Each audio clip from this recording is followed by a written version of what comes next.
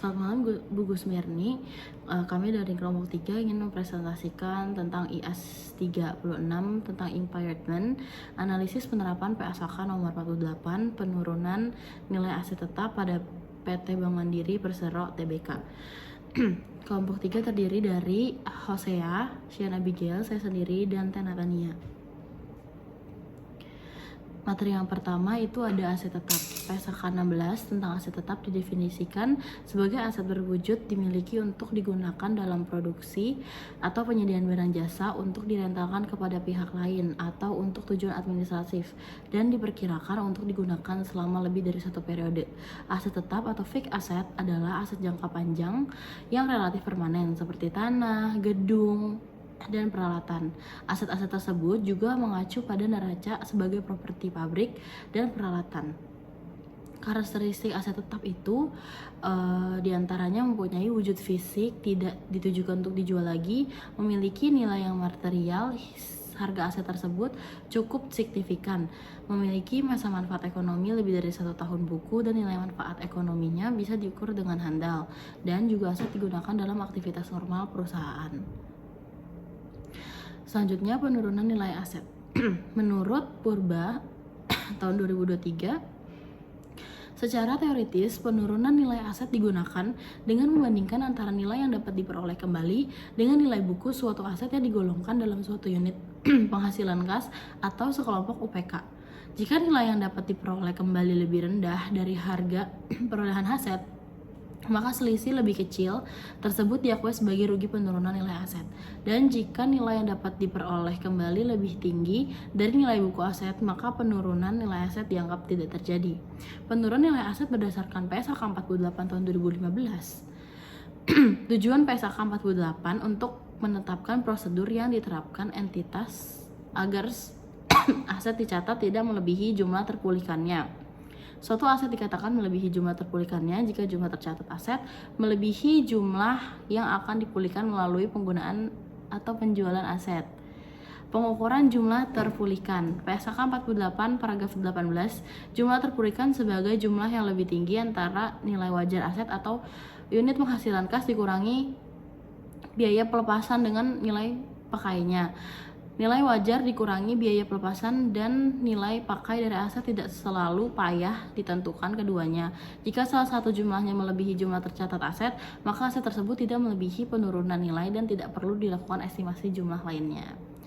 Perbandingan penurunan aset berdasarkan IAS 36 dan PSAK 48. Secara sederhana, perbedaan antara PSAK 48 penurunan nilai aset dengan IAS 36 impairment of asset yaitu yang pertama IAS 36 paragraf 2G tentang ruang lingkup. PSAK 48 tidak mengecualikan aset biologi karena IAS 41 agriculture belum diadopsi. Yang kedua, IAS 36 paragraf 4A tentang ruang lingkup yang mencangkup entitas anak. PSAK 48 memberikan tambahan penjelasan entitas anak dicatat dengan metode biaya dalam laporan keuangan tersendiri sesuai dengan PSAK 4 laporan keuangan tersendiri. Yang ketiga, IAS 36 paragraf 5 tentang ruang lingkup. PSAK 48 tidak mengecualikan aset biologi karena IAS 41 agriculture belum diadopsi. Yang keempat, IAS 36 ayat paragraf 12H tentang sumber informasi penurunan nilai entitas anak, entitas asosiasi, dan pengendalian bersama entitas. PSAK 48 memberikan tambahan penjelasan entitas tersebut dicatat dengan metode biaya dalam laporan keuangan tersendiri sesuai PSAK 4 laporan keuangan tersendiri. Yang kelima, IAS 36 paragraf 12H nomor 1 tentang sumber informasi penurunan nilai dalam laporan keuangan tersendiri tidak diadopsi. Hal ini terkait dengan perbedaan pengaturan PSAK 48 laporan keuangan tersendiri dibandingkan IAS 27 separate financial statements. Yang keenam, IAS 36 paragraf 39 tentang tanggal efektif dan ketentuan transisi. Ketujuh, IAS 36 paragraf 140 sampai 140D tentang tanggal efektif dan ketentuan transisi tidak diadopsi karena tidak relevan. Yang kedelapan, IAS 36 paragraf 140E sampai 140J tentang tanggal efektif dan ketentuan transisi. Adopsi IAS 36 menjadi PSAK 48 telah menggunakan IAS 36 yang telah mengakomodir amandemen tersebut. Yang terakhir, IAS 36 paragraf 141E tentang tanggal efektif dan ketentuan transisi. Opsi penerapan dini dihilangkan karena penerapan dini hanya dapat dilakukan dengan tepat jika seluruh pengaturan dalam IFRS terkait diadopsi secara bersamaan menjadi SAK. Penyajian dan pengungkapan penurunan nilai aset. Di PowerPoint terdapat rincian aset tetap tahun 2014 disajikan dalam jutaan rupiah. Ada tanah, bangunan, perlengkapan, peralatan kantor dan komputer, kendaraan bermotor, dan aset dalam penyelesaian lainnya. Ada saldo awal, penambahan, pengurangan, reklarifikasi, dan saldo awal. Laporan keuangan PT Bank Mandiri 2015. Dapat dilihat dari tabel 1 di atas, entitas mengungkapkan penambahan aset tetap pada perusahaan sebesar 2.250.724 juta rupiah dan pengurangan aset tetap pada perusahaan sebesar 21.921 juta rupiah. Untuk aset-aset tetap lainnya seperti bangunan, perlengkapan, peralatan kantor dan komputer, kendaraan bermotor, dan aset tetap dalam penyelesaian tidak diungkapkan oleh entitas. Ada beberapa banyak aset tetap yang dapat penambahan dan pengurangan. Aset-aset yang diklasifikasikan oleh entitas ada tanah, bangunan, perlengkapan, peralatan kantor, dan komputer, kendaraan bermotor, dan aset dalam penyelesaian. Aset dalam penyelesaian merupakan aset yang masih dalam proses pembangunan sehingga reklasifikasinya terjadi penyusutan sebesar 959.455 juta. Materi selanjutnya akan dijelaskan oleh rekan saya. Penyajian dan pengungkapan penurunan nilai aset tetap. Tabel 2 dapat dilihat untuk akun tanah tidak terjadi penambahan dan pengurangan, hanya saja direklasifikasi dengan nilai Rp 6.805 juta sehingga saldo awal tanah dengan nilai Rp 2.839.124 juta menjadi 2.845.929 juta pada saldo akhir. Untuk aset-aset tetap lainnya seperti bangunan, perlengkapan, peralatan kantor dan komputer, kendaraan bermotor dan aset dalam penyelesaian tidak diungkapkan oleh entitas ada berapa banyak aset tetap yang dapat penambahan dan pengurangan. Aset-aset yang direklasifikasi oleh entitas ada tanah, bangunan, perlengkapan, peralatan kantor dan komputer, kendaraan bermotor dan aset dalam penyelesaian. Aset dalam penyelesaian merupakan aset yang masih dalam proses pembangunan sehingga reklasifikasinya terjadi penyusutan sebesar 2.012.630 juta. Penyajian dan pengungkapan penurunan nilai aset tetap dalam laporan keuangan. Dari tabel 3 dapat dilihat untuk akun tanah tidak dapat dihitung penyusutannya karena akun tanah tidak dapat disusutkan, dan untuk aset dalam penyelesaian belum dapat dihitung penyusutannya karena aset ini masih dalam proses pembangunan dan bukan aset yang dalam perenovasian. Jika aset ini telah selesai dibangun, pengerjaannya harus direklasifikasikan ke akun bangunan dengan memperhatikan semua biaya yang langsung berkaitan dengan pembangunan itu. Tabel 4 dapat dilihat bagaimana kenaikan dan penurunan yang terjadi di PT Bank Mandiri setelah aset tetapnya dikurangi akumulasi penyusutannya tahun 2014 dan 2015. Aset tetap yang mengalami penurunan adalah kendaraan bermotor sebesar Rp 22.003 juta atau sekitar 21,96%, di mana pada tahun 2014 berjumlah Rp 122.194 juta. Kemudian pada tahun 2015 turun menjadi Rp 100 miliar 191 juta. Untuk aset dalam penyelesaian mengalami penurunan nilai. Akan tetapi entitas tidak perlu untuk mengestimasi jumlah terpulihkan karena aset ini masih dalam tahap penyelesaian, maka aset tersebut belum dapat dihitung penyusutannya. Dalam laporan keuangan Bank Mandiri juga menyajikan kenaikan aset tetapnya, seperti tanah yang mengalami kenaikan dari tahun 2014 ke tahun 2015 sebesar Rp 6 miliar 805 juta dengan presentase 0,23%. Aset tetap lainnya yaitu bangunan yang mengalami kenaikan dari tahun 2014 ke tahun 2015 sebesar Rp 577 miliar 380 juta dengan presentase 23,70%. Perlengkapan peralatan kantor dan komputer juga mengalami kenaikan dari tahun 2014 ke tahun 2015 sebesar Rp 745 miliar 250 juta dengan presentase 25,54%. Nilai terpulihkan aset tetap tahun 2015 dan 2014. Tabel 5 dapat dilihat bahwa nilai terpulihkan pada PT Bank Mandiri atau Persero Tbk dalam hal ini yaitu aset tetap hanya ada pada tanah dan bangunan.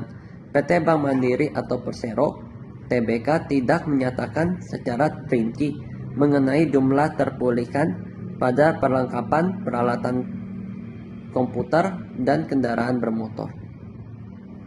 Selanjutnya akan disampaikan oleh Natania. Oke, selanjutnya itu bab kelima, yaitu analisis kritis dan kesimpulan. Yang pertama itu kita akan membahas tentang analisis kritis. Berdasarkan analisis laporan keuangan PT Global Digital Niaga Tbk atau Blibli atau Beli sebelum dan sesudah akuisisi PT Dekoruma Inovasi Lestari, perubahan kinerja keuangan yang terjadi pada tahun 2024 lebih mencerminkan dampak perubahan perlakuan akuntansi akibat akuisisi dibandingkan dengan perbaikan ekonomis yang nyata. Hal ini terlihat dari peningkatan total aset dan ekuitas yang signifikan setelah akuisisi, yang terutama berasal dari pengakuan aset hasil akuisisi, yang terutama berasal dari termasuk aset tidak terwujud atau potensi goodwill. Namun, secara operasional, perusahaan masih mencatatkan rugi bersih tercermin dari rasio ROA atau ROE yang tetap negatif, belum diikuti oleh peningkatan kemampuan menghasilkan laba, sehingga manfaat ekonomi akuisisi ini belum sepenuhnya terrealisasi dalam jangka pendek dan lebih bersifat akuntansi daripada kinerja ekonomi real. Laporan keuangan PT Blibli juga akan menunjukkan perbedaan yang cukup signifikan apabila persentase kepemilikan atau metode akuntansi yang digunakan berbeda. Jika persentase kepemilikan Blibli atas Dekoruma lebih kecil dan tidak mencapai pengendalian, maka laporan keuangan tidak akan dikonsolidasikan secara penuh, melainkan dicatat menggunakan metode ekuitas. Dalam kondisi tersebut, aset, liabilitas, pendapatan, dan beban Dekoruma tidak akan digabungkan secara langsung, melainkan hanya dengan laba atau rugi bersihnya yang diakui sebagai bagian dari investasi. Sebaliknya, dengan kepemilikan sebesar 99,83% seperti saat ini, laporan keuangan disajikan secara konsolidasian penuh sehingga seluruh aset dan liabilitas Dekoruma mempengaruhi posisi keuangan Blibli. Selain itu, apabila metode akuntansi yang digunakan berbeda, misalnya perlakuan pengakuan dan yang digunakan berbeda, misal itu akan goodwill atau penilaian aset pada nilai wajar yang lebih konservatif, maka besaran aset, beban amortisasi, serta laba rugi yang dihasilkan juga akan berbeda, yang pada akhirnya mempengaruhi rasio keuangan perusahaan. Selanjutnya itu, berdasarkan data yang disajikan, terdapat indikasi awal adanya risiko penurunan nilai atau impairment atas goodwill atau investasi yang timbul dari akuisisi Dekoruma. Indikasi tersebut terutama terlihat dari kinerja pasca akuisisi yang masih menunjukkan kerugian, rasio profitabilitas yang negatif, serta rasio likuiditas yang berada di bawah standar ideal. Dalam kondisi ini, aset tidak berwujud yang diakui dari akuisisi berpotensi tidak menghasilkan arus kas masa depan sesuai dengan ekspektasi awal, walaupun belum dapat disimpulkan secara pasti tanpa uji penurunan nilai secara formal. Kondisi keuangan tersebut menjadi sinyal bahwa manajemen perlu melakukan pengujian impairment secara berkala untuk memastikan bahwa nilai tercatat goodwill atau investasi ini tidak melebihi nilai yang dapat dipulihkan sesuai dengan prinsip kehati-hatian dalam standar akuntansi keuangan. Yang terakhir itu ada kesimpulan. Berdasarkan hasil analisis laporan keuangan dan rasio keuangan PT Global Digital Niaga Tbk sebelum dan sesudah akuisisi PT Dekoruma Inovasi Lestari, dapat disimpulkan bahwa akuisisi tersebut belum memberikan dampak positif terhadap kinerja keuangan perusahaan dalam jangka pendek. Hal ini tercermin dari rasio profitabilitas yang masih negatif serta rasio likuiditas yang berada di bawah standar ideal.